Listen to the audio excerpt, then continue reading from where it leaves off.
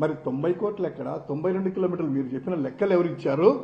ఇది అధికారికంగా ప్రభుత్వ లెక్కలు. నేను చెప్పేది కేవలం 2023 వరకే. ఇన్ని అబద్ధాలా? ఇంత అవాస్తవాలా? అసలు మీకు లెక్కలు ఎవరు ఇచ్చారు? దీని గురించి పవన్ కళ్యాణ్ గారికి కానీ కూటమి ప్రభుత్వానికి కానీ గిరిజన ప్రాంతంలో చేసినటువంటి రోడ్ల కనెక్టివిటీ మీద మీరు చేసినటువంటి ఆ యొక్క మాటలకి వైఎస్ఆర్ కాంగ్రెస్ పార్టీ ఛాలెంజ్ చేస్తా ఉంది. చర్చకు సిద్ధమా? ఎక్కడైనా కూడా, ఏ ప్రాంతంలో అయినా కూడాను ఈ గిరిజన ప్రాంతాల్లో సంబంధించినటువంటిది రోడ్లు ఎవరి హయాంలో ఇప్పటి వరకు మీరు చెప్పినట్టు 90 కిలోమీటర్ల, లేకపోతే నేను చెప్పినట్టు 1128.89 కిలోమీటర్ల అనేది బహిరంగ చర్చకి వైఎస్ఆర్ కాంగ్రెస్ పార్టీ ఛాలెంజ్ చేస్తా ఉంది.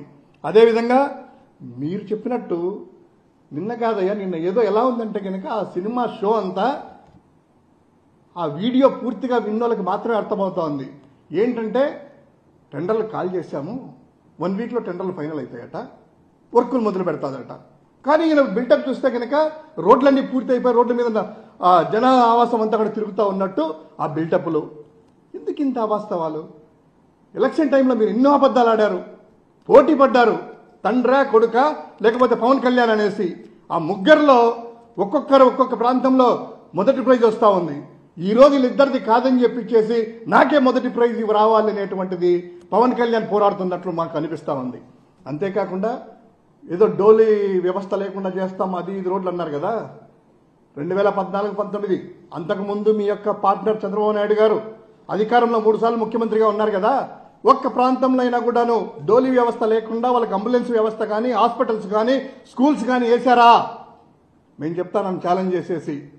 అంబులెన్స్ వ్యవస్థ అయితేమి, హాస్పిటల్ నెట్వర్క్ అయితేనేమి, అవి కాకుండా 2 వీలర్ అంబులెన్సులు కూడా గిరిజన ప్రాంతంలో మొట్టమొదటిసారిగా 2 వీలర్స్ అంబులెన్స్ ఏర్పాటు చేసేసి చిన్న రోడ్ల నుంచి ఎంబడే ఆ గిరిజన వాసులకి వైద్యం అందాలి, వెళ్ళాలి హాస్పిటల్స్కి అనేటువంటి ఉద్దేశంతో 2 వీలర్ అంబులెన్స్ కూడా ఏర్పాటు చేయడం జరిగింది.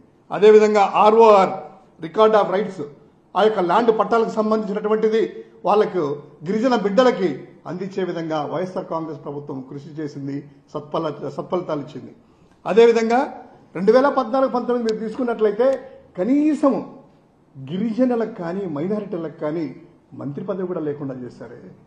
GCC ఉంది, గిరిజన కార్పొరేషన్ అనేటువంటి కోఆపరేటివ్ సొసైటీ, దానికి కూడా చైర్మన్ కూడా నియమించకుండా ఆ ప్రాంతం ఎక్కడ అభివృద్ధి చెందుతుందో లేదా ఆ యొక్క గిరిజనులు ఎక్కడ అభివృద్ధి చెందుతారనే ఉద్దేశంతో అనగదొక్కడానికి ప్రయత్నం చేశారు. వైఎస్ఆర్ కాంగ్రెస్ ప్రభుత్వము జగన్ సర్కార్ ఏ విధంగా చేసింది లెక్కలతో సహా ఛాలెంజ్ చేస్తూ ఉన్నాము. దీనికి ఎవరైనా సరే బహిరంగ చర్చకి సిద్ధమా అనేటువంటిది మరోసారి